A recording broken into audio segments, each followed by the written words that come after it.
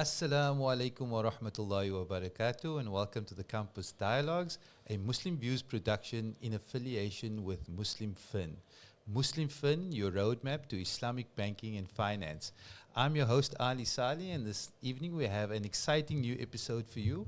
We're talking all about Islamic banking and community engagement. And here to introduce our guest is my good friend and colleague Siraj Buzik. Siraj? Assalamu alaikum, Ali. How you doing? Alhamdulillah. Alhamdulillah, as always. Like I always say, another week, another episode. And we're quite excited about tonight, discussing Islamic banking in general. And our guest tonight is Asif Ismail, who has over 10 years of experience in the financial industry, and who is currently the regional head of Islamic banking for FNB. Asif, welcome to the show. Shukran. Assalamu alaikum. Asif, we're quite excited to have you here.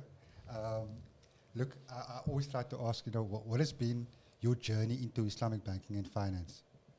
Okay, so I joined the bank, as you mentioned, like 10 years ago. Yeah. And studying law, which is what I've studied, I've always had an aspiration to connect our Islamic background or Islamic education and, integrate it into what I'm studying. Okay.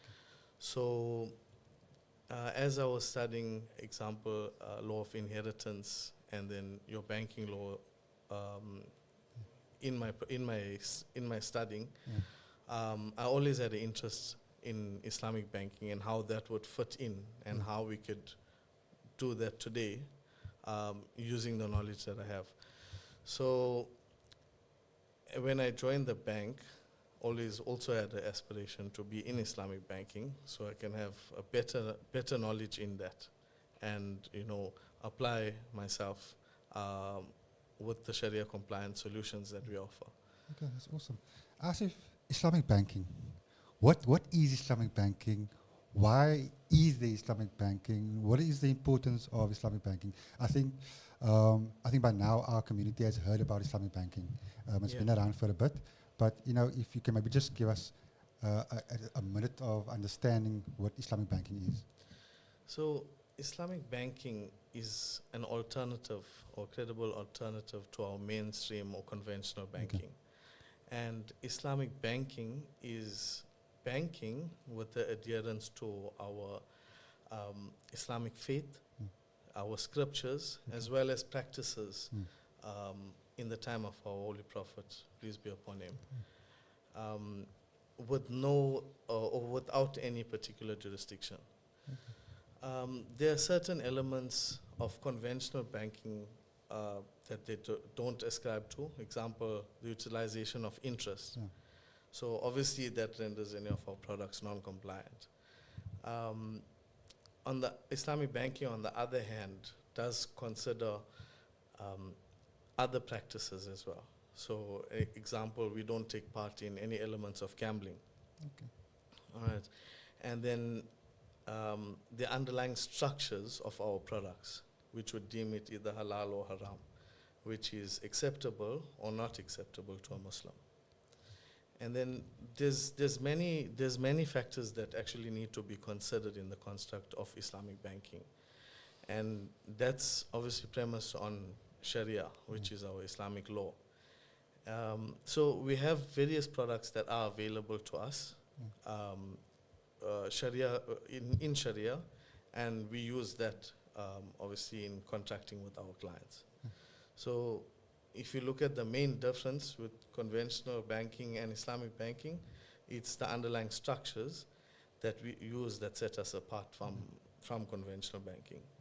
And then another important thing to note is that Islamic banking is not just for Muslims. It doesn't matter who chooses to bank with us, irrespective of their religion, their creed, or their race. Islamic banking is open to everyone. And just a bit of history as to where we started. So 20 years ago, we've launched our first product, which was Islamic vehicle finance. And this was launched to meet the demand for a sharia-compliant option to purchase a vehicle. Alhamdulillah, today, 20 years later, we have a full suite of products that we can offer to our clients. MashaAllah. Asif, you mentioned products. So if we look at conventional, you have your check accounts, your savings, investments, property finance, and you mentioned vehicle finance. Does Islamic banking also offer these products? Yes, so across the board, we try to match what you could get on a conventional banking solution to give you a Sharia compliant option. So even the way we bank, so our transactional banking with FNB specifically, if you are banking conventionally, we give you the same look and feel. So you have access to all of the services of the bank. So we do property finance, whether it's residential or commercial, your investments, short-term and long-term, and then our transactional banking, and then lastly, we also cover your insure, which is covered under Takaful. Okay, that's awesome. And you know, that's from a product perspective. We've always heard also, you know, some of the noise from the community that it's a bit more expensive to bank Islamically. What does it look like in terms of pricing and fees when you compare the Islamic banking products to the conventional products that's out there?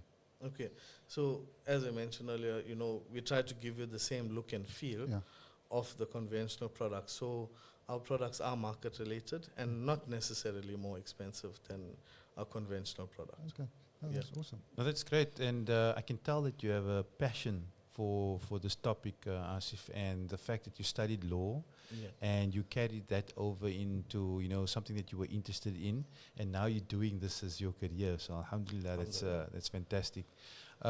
In terms of you know, Islamic banking and the community impact of Islamic banking, maybe talk to us a bit about that, and then also from the community, you know, what the questions that we get on a regular basis is, okay, well, you mentioned the same look and feel, you know. So what do you say to the, you know, members of the community that say, well, there is no difference between, you know, conventional and Islamic banking? Okay, so, you know, as for the first question we had was, I tried to give you the difference between the two, and it's exactly that. So it's the underlying structure of our products that make it Sharia compliant. And we use the contracts that are available to us under Sharia. Absolutely. So, like, what I find interesting about Islamic banking specifically is that, you know, there's the profit sharing model versus earning interest. Yes. You know, so maybe you could just touch a little bit on that, and how obviously we know that, you know, riba is haram, but business is halal. Right? How does that carry through to the community? You know, when it comes to Islamic finance and the products that's offered to the community. Okay, so I mean, with the way we earn, profit shares is obviously different to interest, as you said. So when we investing our clients' funds, it's not into into interest-bearing accounts. Okay. Rather, we invest it where we earn a profit and then share that back with our clients. Okay. So the clients then become shareholders of the Islamic bank, in a sense. Or more a partnership. More of a partnership, Yeah, because look, we do have the diminishing musharaka as an example when you're purchasing a property. Correct. Okay. You know, like I said, Islamic banking has been around quite a bit. And I think some of the questions that we get, and Alice mentioned, is that a lot of people have heard about Islamic banking, but they cannot quite understand what Islamic banking entails. They don't understand the product offering. What is FNB doing to educate and create that awareness for our communities about Islamic banking and finance? Okay, so Islamic banking has many business growth programs. That's to educate our clients on business banking and how they can grow their businesses. And then we also have our banking app, where we have a business hub on the app where clients can get educated as to how to operate their businesses, and this also assists them to navigate, you know, the various market challenges. And then this is also, you can actually see it as a business coach in the palm of your hand, you know. And in the personal banking front, we also have Navigate Life, which is available on our app. And this helps our clients, make informed decisions when it comes to making that significant financial purchase like a home. Yeah. You can get to know what's your affordability and test that as well. Okay. And then if you have specific savings goals, it also assists you to do that, Okay. as well as from a budgeting perspective. Yeah. So you can do all of that on your app and have that in a Sharia compliant manner. Okay. So there's been quite a big push in terms of digital and promoting Islamic banking as well. 100%. As if I found out about Islamic banking and I've been banking for a bit, but all my accounts are conventional, my bond is a conventional home loan, my vehicle finance. If I found out about Islamic banking, what is my position? Would I be able to switch over my product, my existing products that I do have, to Islamic, or would I have to see that out in terms of the term that I need to pay back the bank before I can take up an Islamic banking product? Yeah. So definitely, yes, that is available to all of our clients that choose to bank with Islamic banking. We can switch your transactional or your home loan or whichever other funding that you do have, provided that we have the solution to match that. And then, so some of our clients may have like an overdraft facility, which is not offered on Islamic banking. So that would put a limitation on it. But other than that, we can. So I could switch over my check account. I could switch over my bond, as an example. 100%. Yeah. Okay, that's awesome. Asif, I also know that FNB Islamic Bank also has a lot of partnerships and collaboration with other businesses. Maybe talk to me about, give us some examples of some of the things that you guys are busy with currently. Okay, so as a leader in Sharia compliant offerings, we have the pleasure of supporting a number of our NPOs and NGOs, by assisting them in collecting and dispersing their funds. So again, with our banking app, we have NAV Care, which allows our clients to select their preferred charitable organization, which has been accredited by FNB. And then you can place a donation with whatever your intention is. And then you can also select a specific cause for that NGO, NPO, or charitable organization. So that's available on there. And then also on our collaborations rather with masjids, as an example, we have a specific value proposition that's available to them. So the way we bank masjids, we try to bank them in the most cost-effective manner. So, even today we see that a lot of people don't carry cash and is heading towards that cashless position. So, with masjids, we offer them our cashless solutions.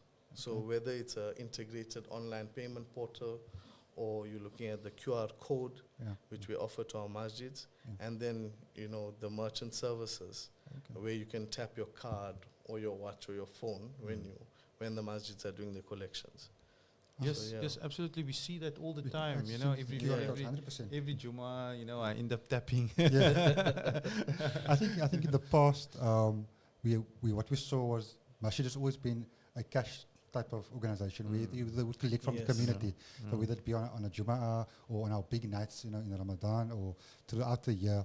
And I think the biggest challenge for them were possibly the cash deposit fees, handling the cash, making a deposit at the bank.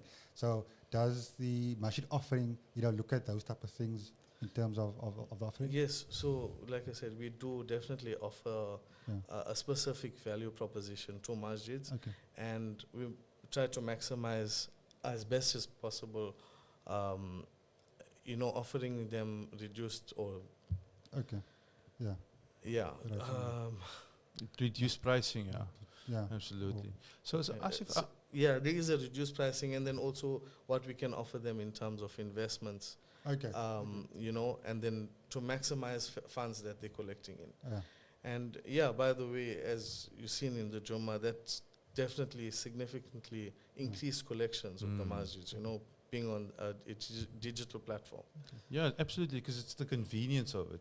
And like you said, 100%. people don't always carry cash with them. So now Yeah. to have options to be able to make that donation just makes things more convenient, easier, and allows you to give, Yeah. with ease. Asif, what are some of the challenges that you find maybe within, kind of the Islamic banking realm? What are some of the challenges you see? And also, what do you foresee, for the future of Islamic banking in South Africa? Okay, so challenges-wise, I think just getting more awareness in the communities and assisting them to bank on a Sharia-compliant manner. So we have many programs that address that issue. If you look at our staffing solutions and where we bank businesses, we try to educate the staff and get them onto banking with us in a Sharia-compliant manner. So that also educates them from a financial literacy perspective. And then the future of Islamic banking, I think in South Africa it holds immense promise as the industry is growing globally. I envision Islamic banking to play a vital part in financial inclusion, economic empowerment, as well as social responsibility in South Africa. And we aim to increase our accessibility by expanding our reach to the underrepresented communities, in the rural areas and the townships, and offer them a tailored solution that meets their needs. And then we also plan to, continually leverage of our technological advances in the banking industry, and that will enhance our customer experience and also reduce costs, which are then obviously passed on to our clients. And then we also want to, also support more of our local organizations, community groups, and other stakeholders, and promote our financial literacy programs. That's through our staffing solutions, and promote entrepreneurship, which is ultimately going to promote our economic growth as well. 100%. As an individual, how does one get access to Islamic banking? Do you guys have a different office, or can we just go to any branch? What is the accessibility like for individuals as well as NGOs, organizations, or businesses? Okay. So the great thing about Islamic banking is that with any relationship manager or private advisor, one can access Islamic banking from there. So even if you walk into any of our branches, it's part and parcel of FNB's offering. So it's accessible from our website, on our banking app, walk into a branch, or any relationship salesperson that you can contact within the bank. That's awesome. So we've got the product and we've got the service that goes with it. So what has the take-up been over the last couple of years on Islamic banking products? Alhamdulillah, it's been great. We've been around now for the past 20 years, and that definitely is attributed to the support of our clients. So alhamdulillah, it's been great for us. Yeah. And Asif, what I'm gonna ask you an interesting question here, but what excites you about Islamic finance? I'm sure you're gonna say everything, But it's really when you think about it and you think about the journey of where it's come over the last 20 years, and I can hear from what you're saying, in terms of the future and how it will help the communities in rural areas. In terms of your vision, what advice do you have for people out there, and also what excites you? What makes you get up in the morning to go to work and keep doing what you're doing? Obviously, you're very passionate about this. No, 100%. So it's like the way we can take it to to the next level. Like previously, it wasn't available to everyone in the market or to the broader communities, or there wasn't enough awareness created around it. And I think if we can bank every Muslim in a Sharia-compliant manner, that will be a great achievement for us. Yeah, and that's what I would like to see. And how early can you start to be banked? Let's say. Since your child is born, We can open an account on day one as long as you have a birth certificate. Okay. So you can be banked from birth. MashaAllah. Alhamdulillah. As if we spoke about the products and the Islamic banking products versus the conventional products. And we always make this analogy with food. When we go into a Yes. shop, the first thing that we as Muslims do, we'll turn it over and look for the halal Yeah. to see if it's certified. With Islamic banking, who certifies the products? What much is Sharia compliant? Who signs off on that? And how does it work in the back end? Okay. So we have an internal board that monitors compliance internally. Okay. And then we have an external board, Sharia advisory board, that audits the compliance of our products as well. So that's where we get our certification from. That's 100%. Okay, wonderful. And if you were to, from a global perspective, we know that the Sharia-compliant industry or the halal industry is a $2 trillion industry. Yeah. So where do you see, because currently I think we have somewhere just over 2 million. 2 million Muslims right now within South Africa. That's the official number, but I think unofficially it's probably much more than that.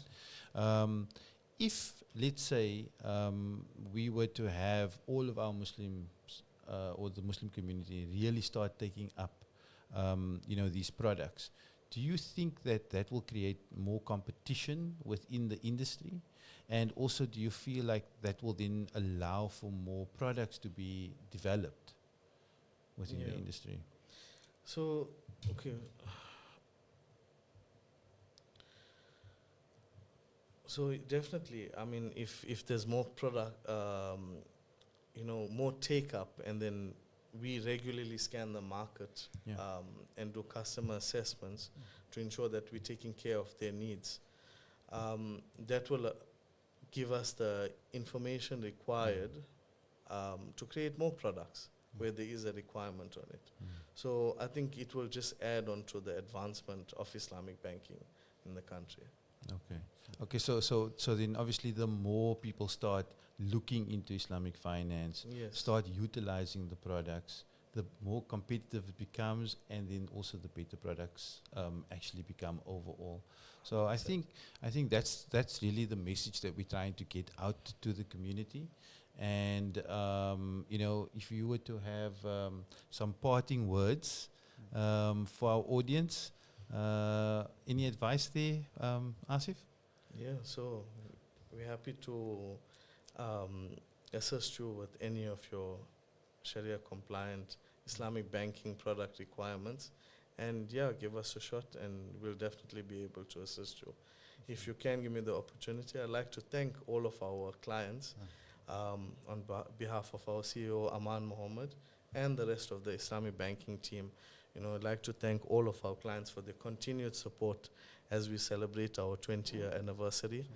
And really a heartfelt thanks to all of our clients for their trust and their unwavering support over the past 2 decades. And that's really been the driving force behind our success. And we look forward to serving our clients for many more decades to come. Asif, Jazakallah, shukran so much for your time. It's been awesome, and we hope to have you back again, inshallah, for another podcast with us. Ali? Yeah, if you liked this video, please like, subscribe, and share with the community. And assalamu alaikum wa rahmatullahi wa barakatuh.